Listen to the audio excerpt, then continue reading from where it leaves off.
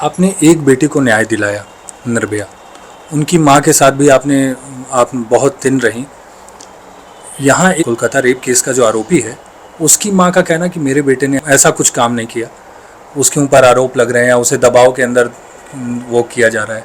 तो क्या अगर ये आरोपी जो एक्सेप्ट कर ले रहा है डायरेक्ट कि मैंने रेप किया है, तो क्या लग रहा है कि माँ क्या सोच रही है? देखिए उत्कर्ष जी, अगर हम इस पर डिटेल बात करें सोसाइटी के स्ट्रक्चर की, तो इस देश के अंदर जो माँ है, उनका बेटा आतंकवादी हो, उनका बेटा कितना भी बड़ा मर्डरर हो, कितना भी बड़ा क्रिमिनल हो, कितना भी बड़ा रेपिस्ट हो, वो उसको प्रोटेक्ट करना चाहती है। ये माइंडसेट है। तो उसकी माँ की बातों पर वो, उनकी माँ कह रही है कि मेरा बेटा तो इसमें नहीं है। तो भाई फिर कैसे, जो अभी पुलिस की भी एक इन्वेस्टिगेशन आई है कि ब्लूटूथ से कनेक्ट हो गए, उसके वहां पर वो पाए गए हैं, तो ये तो कंफर्म है कि वो वहां मौजूद था और वो उस जगह पर मौजूद है जहां पर डेड बॉडी है उस बिटिया की।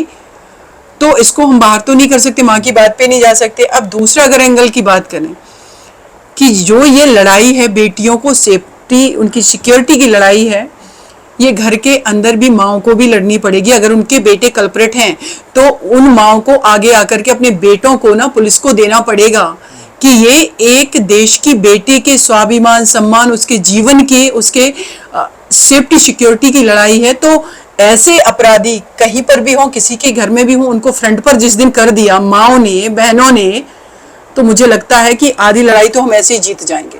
लेकिन उनको प्रोटेक्ट करने आ जाते हैं। और मैंने बहुत सारे केसेस में ये नोटिस किया है, चाहे पॉलिटिकल मैटर हो, एक दो हुए। अगर हम बात करें उत्तर प्रदेश में, एक सेंगर जो थे, उनका केस था, उसमें उनकी वाइफ आकर के प्रेस कॉन्फ्रेंस कर रही, मेरे पति ने ये नहीं किया।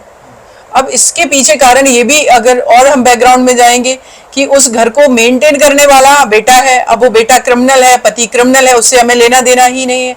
वो एक हमारी कॉमन जो लड़ाई है इस जेंडर को उसके प्रति सेंसिटिव बनाने की, उसको प्रोटेक्ट करने की, वो उनके लिए गॉड है, उससे कोई मतलब नहीं है। उनको मतलब है कि अगर ये व्यक्ति जेल चला गया, चाहे वो कितना भी बड़ा अपराधी है, तो मेरा क्या होगा।